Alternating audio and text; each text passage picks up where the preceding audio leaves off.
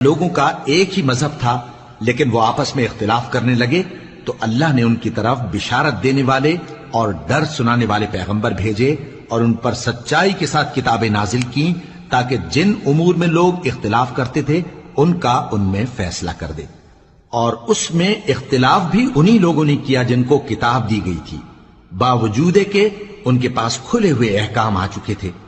اور یہ اختلاف انہوں نے صرف آپس کی ضد سے کیا۔ تو جس امر حق میں وہ اختلاف کرتے تھے اللہ نے اپنی مہربانی سے مومنوں کو اس کی راہ دکھا دی،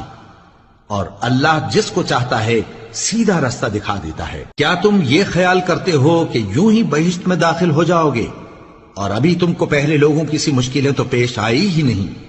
ان کو بڑی بڑی سختیاں اور تکلیفیں پہنچیں اور وہ صعوبتوں میں ہلا ہلا دیے گئے، یہاں تک کہ پیغمبر اور مومن لوگ جو ان کے ساتھ تھے سب پکار اٹھے کہ کب اللہ کی مدد آئے گی۔ دیکھو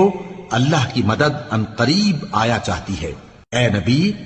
لوگ تم سے پوچھتے ہیں کہ اللہ کی راہ میں کس طرح کا مال خرچ کریں۔ کہہ دو کہ جو چاہو خرچ کرو، لیکن جو مال خرچ کرنا چاہو وہ درجہ بدرجہ اہل استحقاق یعنی ماں باپ کو اور قریب کے رشتہ داروں کو اور یتیموں کو اور محتاجوں کو اور مسافروں کو سب کو دو،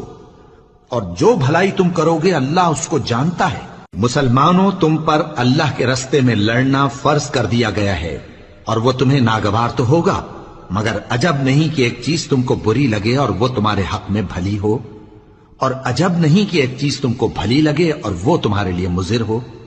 اور ان باتوں کو اللہ ہی بہتر جانتا ہے اور تم نہیں جانتے۔